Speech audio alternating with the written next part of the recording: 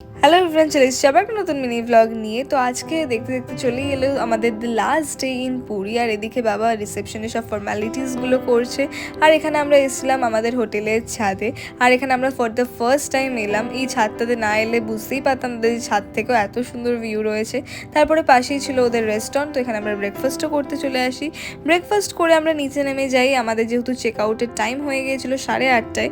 আর এখানে আমি আর দিদিয়া হোটেলের রিসেপশনেই বসেছিলাম। আর এদিকে মা বাবা বাকি সবাইরা গেছিল শপিং করতে। আর সেদিন এত রোদে সেই কারণে আমরা দুজন আর বেরোইনি, এখানে বসে রেস্ট নিচ্ছিলাম। আর এই যে দেখলে ব্যাগে করে নিয়ে এসছে, ওরা নিয়ে এসছে খাজা সবার জন্য। আর মা এনেছে এই সিঁদুর আর তেলের কৌটোটা ঠাকুর মন্দিরের জন্য।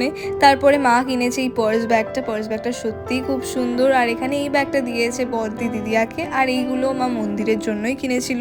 দেন আমরা স্টেশনের জন্যও বেরিয়ে যাই। আর মন তো একটু একটু খারাপ করছে, কিন্তু এদিকে খুশিও লাগছে যে ফাইনালি বাড়ি যেতে পারবো। আর এদিকে জগন্নাথ দেবকে বলে এসেছি যাতে সে আবার টানে আর আমরা পরের বছর যাতে আবার সবাই মিলে একসাথে আসতে পারি।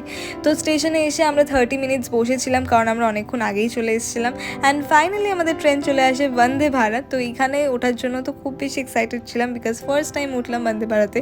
আর অ্যাজ ইউজুয়াল আগের বারের মতন এবারও আমাদের সবার কোচ পড়েছে আলাদা, মানে বদ্দিরা একটা কোচে আর আমরা 4 জন আরেকটা কোচে। তো ফাইনালি আমাদের লাঞ্চের টাইমও হয়ে যায়, আর এখানে আমাদের লাঞ্চটাও সার্ভ করে দেয়। তো চলো আমি তোমাদেরকে দেখিয়ে দিই কী ছিল লাঞ্চে। তো ফার্স্টেই ছিল জিরা রাইস, দেন ছিল ডাল, দেন চিকেন। তারপরে এখানে ওরা একটা সবজি দিয়েছিল, তো এই সবজিটা ছিল। তারপরে ছিল 2টো রুটি, দেন ছিল মিক্সড পিকল, আর তার সাথেই ছিল এই হ্যান্ড স্যানিটাইজার আর সল্টও দিয়েছিল। তারপরে খেয়ে নিলাম দই আর আইসক্রিম। সেসব খাওয়ার পরে তো আমরা দুজনে মিলে একটু ঘুমিয়েও পড়েছিলাম। দেন ওরা সার্ভ করে দিয়ে গেল ওদের স্ন্যাক্স, যেখানে তো মশালা টি থেকে স্টার্ট করে আরও অনেক কিছু ছিল।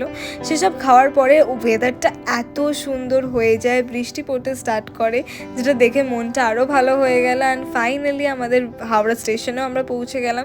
তারপরে নেমে গেলাম ট্রেন থেকে। আর এখানে এসে তো একটু মন খারাপ হয়েই গেল যে অলরেডি আমাদের ট্রিপ শেষ।